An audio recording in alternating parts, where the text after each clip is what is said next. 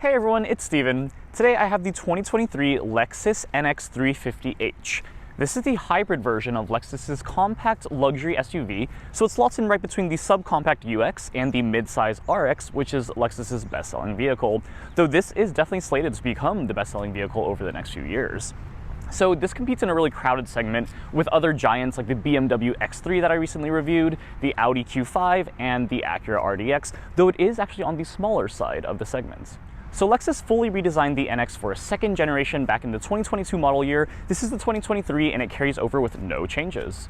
So looking at the 2023 NX, you have a few different trim options that give you different engine setups. So this one is the hybrid, which is actually the only conventional hybrid in the entire compact luxury SUV market. All the other competitors like the X3, the Q5 have plug-in hybrid options, but no normal hybrids. So this one actually definitely gets you the best fuel economy numbers in the segments. But the lowest trim you can get here is called the 250. That comes with a really weak, small 4-cylinder engine. The one here comes with the same engine, but you get 3 electric motors as well. And then you've got the top of the line NX 450h Plus, which is the plug-in hybrid version. That gets you a much faster acceleration and some better fuel economy depending on how much electric driving you do. Personally, I think the NX 350h is actually probably the sweet spot in the lineup because the 250 feels a little bit too weak and doesn't come with some of those luxury goodies, though it does actually start right below $40,000. This one starts at about $42,000 as the base price, and as tested, this one comes up to a whopping $57,000. This one is pretty much fully loaded. You get the $7,500 luxury package. You've also got some nice goodies and add-ons like the power folding rear seats and the heads-up display and the 360 camera as well. So in this NX 350h, you've got a 2.5 liter inline 4-cylinder made into 3 electric motors. That gives you a total horsepower of about 240 horsepower and 167 pound-feet of torque. Pretty slow. It is a hybrid. So you get 0 to 60 times about 7.2 seconds. That is actually 0.5 seconds slower than the traditional non-hybrid version of this. So you sacrifice a little bit of speed, but you get some better fuel economy. This one gets you 41 city, 37 highway for a combined 39 miles per gallon. The engine is actually mated to a CVT transmission with standard all-wheel drive. So for the second generation of the NX, Lexus didn't do too many new things. You do have a different front fascia, but they didn't really redesign it fully like some of the other competitors are doing these days. This is really more of just an evolution in their design language. So you've got that nice check mark for the LEDs, which is pretty much standard across their entire lineup now. You've got that same waterfall spindle grille. This is pretty much what they're doing throughout their entire lineup, and I know for some vehicles like the GX, it looks ridiculous, but I think this one is pretty tastefully done. It's not too overwhelming in my opinion. You do also have some nice fog lights at the bottom, and I do really like that little triple beam thing that comes out of the headlights there. I think that looks really nice, and it is all fully LEDs. I will note that the 2023 NX actually gives you a few cool color options. I love that orange that they have in the press release. This one is white, but it is called Eminent White Metallic, so it's a little more interesting than the standard white that you would find on other vehicles. But going into the side profile here, you've got some nice wheels. This is part of the luxury package. These are 20-inch alloy wheels, and they look quite nice. They have, I think, 20 spokes, I believe. And for me, the more spokes, the more I like it. So you'll notice that the wheel arches are actually a black plastic, so I think it looks fine with the white color, but I do think with some other colors it might contrast a little bit too much. I don't really like that they don't offer the option to get a body color painted, which I think would make this look a bit more luxurious. You do have some interesting body lines on this vehicle though, right? Namely this one right here. Like, this is a really interesting kind of fin, I guess, that comes out of the side of the vehicle. It does look kind of nice, but don't really know what it's supposed to do. I don't know if it increases the aerodynamics in any way. I do want to point out the most interesting part about this vehicle, in my opinion, is the non-traditional door handle, right? This is not an EV or anything like that, so I'm really surprised Lexus did something like this, but I guess this is their way of being a bit more bold in a way. So these, you don't actually like lift them up, they don't come out in any way, it's just a button in here. You just click it and you open it. I actually like it a lot. I think it feels very easy, like the button is super easy to click, you just pull it and it kind of just comes out, which is, I think, a lot easier than, I don't know, some of the other door handles. It's definitely a lot easier to open these doors, I guess, than some other vehicles. You do have a bit of a sloped roofline in the back, which cuts into the headroom for the second row passengers a little bit. They don't have the most headroom. I think if you're around 6 feet, it's probably going to start getting pretty tight in the back. But otherwise, I think it looks pretty nice. And, you know, again, this vehicle is a little smaller than its competitors. All right, going into the rear here, the rear looks pretty good. I think Lexus is doing a really good job in their entire redesign with, you know, spelling out the word Lexus. I've always thought that looks more I guess, modern and luxurious than just having that logo. So looks pretty good here. You've got the typical badging for NX350H, all-wheel drive, but otherwise it's really not the most remarkable rear. I think I do like the full light bar, of course. I'm always a sucker for that, and I think Lexus is definitely modernizing itself, but the actual taillights themselves, they're fine. Nothing really to write home about. You'll notice that you don't actually have any visible exhaust pipes either. So this is a 350H. This is definitely not supposed to be sporty in any way. I do think it'd be kind of interesting if they ever had like an actual F version of this or something like that with like a dual or like a quad exhaust pipe setup, but I think this looks fine. And finally, to wrap up the exterior overview, I want to go into the trunk really quickly. So this is a power liftgate as expected at this price point. It gives you 22.7 cubic feet of cargo space. So it's not going to be the most, but it's also not going to be that little. So I think this is enough for most people, probably comparable with some of the larger sedans out there. But for an SUV, this is a little bit on the smaller side. However, you do have that package in this vehicle that allows you to power fold the rear seats, which is pretty sweet. I think most vehicles in this segment don't even give you the option to do that. So you can power fold these. I think it's a $1,000 option. And with the second row folded down, you get about 47 cubic feet of cargo space, which is pretty impressive. Next up, let's take a look at the interior of the 2023 Lexus NX 350h. So one of the things I mentioned before was these really interesting door handles. Again, there's a button right here that you press to open it, so they don't actually move. Kind of an interesting choice. I feel like it would have been cool if they had flush door handles instead. Look at this gorgeous red leather. This is called Rioja red leather. And you've got black open pore wood trim. Very, very interesting choice here.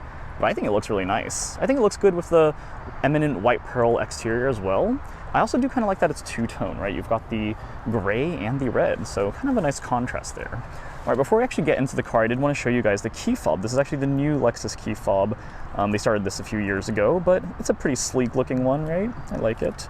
Nothing too interesting, but going into the car here, it's quite quiet on the inside. Definitely gives you that nice sense of luxury peace. So going in, the first thing people immediately notice is this huge 14-inch infotainment screen. This is the upgraded screen. The normal one is 9.8 inches. The 14 inch is actually going to be the one that you get in the luxury package, or you can actually just get it a la carte.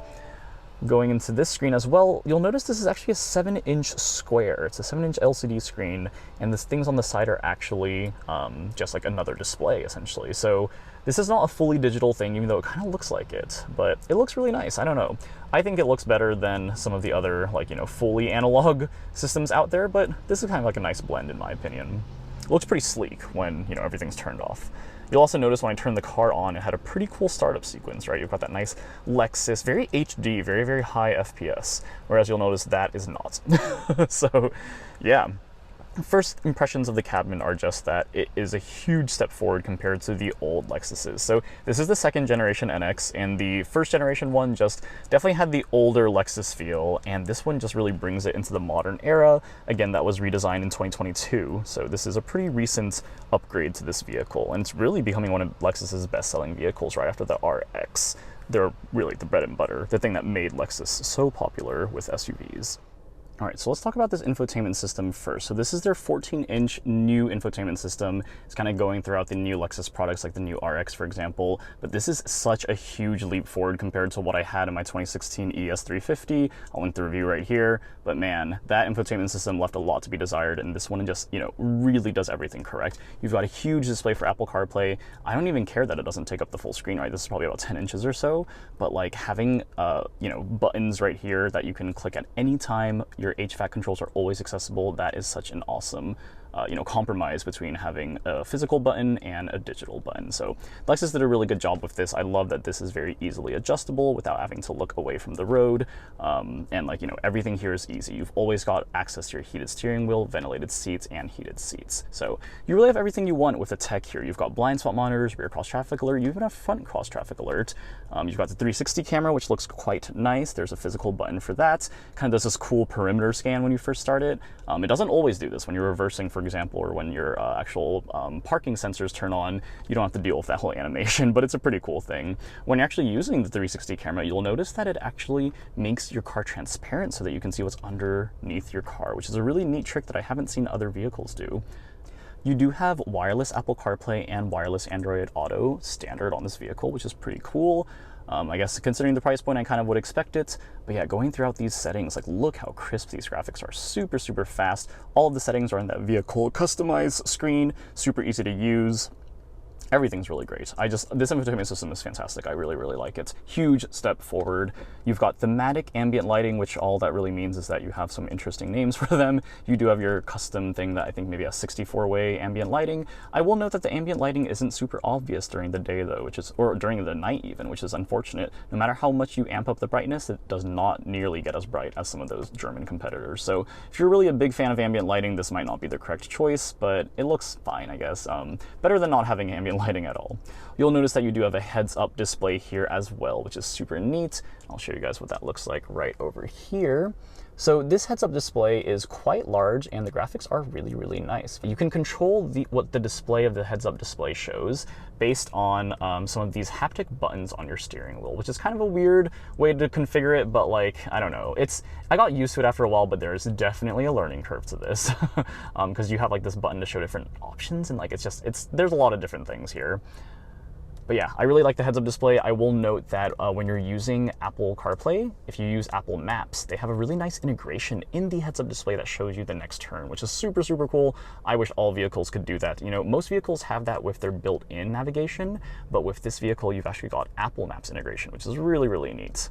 Doesn't work with Google Maps, unfortunately, though. But yeah, like I said for the steering wheel before, you've got these haptic buttons, which are definitely a unique part of this vehicle. I think, you know, when they really revamped this vehicle for the second generation, they were focusing on some of the, you know, how do we make this more high-tech, how do we make this fancier? And I feel like the steering wheel is a really big change. And I mean, it is generally pretty easy to use. You've got your adaptive cruise control settings on the right. You do have full lane trace assist as well, so that you can actually follow the lanes. It's basically semi-autonomous driving, and it works very, very well from what I've seen on these Michigan roads. And then on this side, you've also got those haptic buttons again, and this one is mainly for skipping track and your media controls. You'll also notice that you have paddle shifters on this vehicle, which is kind of an interesting choice for a vehicle that is, you know, a hybrid and this slow. So going into this display here, right, this is actually really interesting because it's not one of those like 12.3-inch fully customizable displays. There really isn't much you can customize here aside from in this center area. You do have some controls to change what you want to display in that middle section, but aside from that, that's all you can configure. So this is definitely not like Audi or BMW or Mercedes where you can kind of change all of it. You definitely can see the you know, barrier, I guess, of that 7-inch screen. The rest of it is a digital display, but you'll notice that it's not actually configurable or anything like that. And it's really just baked into the outside of the screen. So yeah, it looks pretty sleek though, I think. I honestly think this is a pretty good look. I like the speedometer being in the background, and I don't know. I think it shows everything you need to see, so I don't really care that it's not that configurable. Still looks pretty modern in my opinion. Going up here, I did want to point out that you have the digital rear view mirror here. This is a pretty cool feature. I think it's like $100 or $200 option. But yeah, pretty neat to see Lexus bringing all this cool tech to their new vehicles. And I expect the new RX to be also a huge hit with their tech as well. Okay, going into the center area here, you do have an interesting drive mode selector, kind of a cool little circle here, but it's just kind of in an awkward spot in my opinion. You do have a wireless Qi charging pad. I think that's like an extra like $1,000 option for a few different features. It's not just the smartphone charging, but you do have a USB-C and USB-A and a little storage here. So I don't know, there's a lot of cool conveniences in this center console, but you'll notice the annoying part is this piano gloss plastic that is everywhere. It is hard to keep this area clean, and you'll definitely want to keep some microfiber cloths handy to kind of wipe this area down. The shifter it looks like a traditional shifter, but it's actually interesting because you have to push it to the left and then up for reverse, and then push it to the left and down for drive, and then the park is just a big button. So kind of some interesting ways of selecting, and kind of took a little bit to get used to. 2 cup holders here, and then some traditional things here. You've got your auto hold, you've got traction control off, and you've got some off-roading modes. EV mode is an interesting thing where you can drive this car fully on your electric motors, but you can only go like 5 miles per hour. So it's kind of an interesting choice. And then you have your electronic parking brake in the center as well. You do have a nice center storage area, and it can open from both sides, which is pretty cool. I always like when you can do that. And it feels good, and it's, you know, covered in that same red Rioja leather, which is super cool. So let's take a look at these seats again. I really like the texture of these seats. I think it looks really nice. You've got some nice bolstering, and you do notice those, you know, open pores as well here to have ventilated seats. It looks really neat. I actually really like the look of this seat. It's pretty simple, but very comfortable. It is quite plush, I would say. It's pretty soft compared to some other vehicles out there. So, I mean, relatively good for long drives, but I will say it might be a little too soft, honestly, in my opinion. But yeah, going into the door panels here, we already talked about this a little bit, but you will notice that you've got some nice stitching on the sides, and you do have an electronic release for opening the door, which is kind of a unique thing that Lexus did, right? They have a non-traditional door handle and a non-traditional way of getting out of the car, so kind of fits, I guess. But you'll notice that all of the buttons on the door panel are all very, very nice and like high quality. I can show you a bit better on the driver's side. You do have a three-way memory, which is pretty nice. You don't have any memory settings for the passenger, unfortunately. I don't think that's actually available at any level. But yeah, all these buttons are just, you know, definitely higher quality than what you would expect in your traditional economy products like, you know, Nissan's, Hyundai, Kia, Toyota, Honda, right? These are all really, really nice and they feel upscale. You've got a little felt area here, which is, you can store some quick things there, but gets dirty pretty fast. And then here's the electronic latch right here. So press it, opens the door, pretty straightforward. But yeah, I actually really like the door panels. I feel like they look quite luxurious. You'll notice the speaker cap is not branded. This is the base 10 speaker system. Really leaves a lot to be desired. The 14-way Mark Levinson upgrade is definitely highly recommended if you want nicer audio quality or if you're an audiophile. Personally for me, like, these were super underwhelming. I think they're actually like not even as good as my 2016 ES350 sound system, which I didn't have the upgraded one either. But yeah, really at high speeds, like on the freeways, it just drowns out the music and you can't really hear much bass or anything except for just some treble. But I do think that the Mark Levinson system is, you know, widely regarded as one of the best in the industry, so definitely recommend stepping up to that. All right, let's take a look at the rear seats. Again, you've got the same traditional or non-traditional door handle right there. You've got the same nice open pore wood trim right there, and the door panel itself looks very similar. Same electronic latch as well.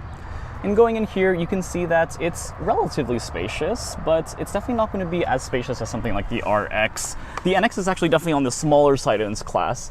It's kind of interesting because it's starting to compete with things like the X1, which, you know, other automakers are just making their subcompacts larger, but I feel like the NX is kind of an interesting spot. You can actually see a little bit of the ambient lighting right here. It's that little green tint there, but again, definitely not as bright as some of the German rivals. But yeah, you do have a pretty airy cabin here thanks to this nice dual pane pano sunroof right here. But yeah, I really wish it was one pane. I feel like they could have done that, but the back is pretty well amenitied. You've got some nice heated seats right here, and you do have two USB-C chargers there as well as a 12-volt outlet. So you definitely have everything you would expect. This is covered in piano gloss plastic. You probably can't really see that here, but it looks nice, just a fingerprint magnet. But otherwise, the rear seats are fine. You've got a decent amount of leg space. This is my normal seating position as the driver, and I can definitely stretch out a little bit, but it's definitely not as large as some of the competitors in this same space. So if you need more space, would definitely recommend stepping up to the new RX, which is also just a fantastic vehicle. All right, so what is the 2023 Lexus NX 350h like to drive? So first off, this is a Lexus SUV. It's not meant to be sporty.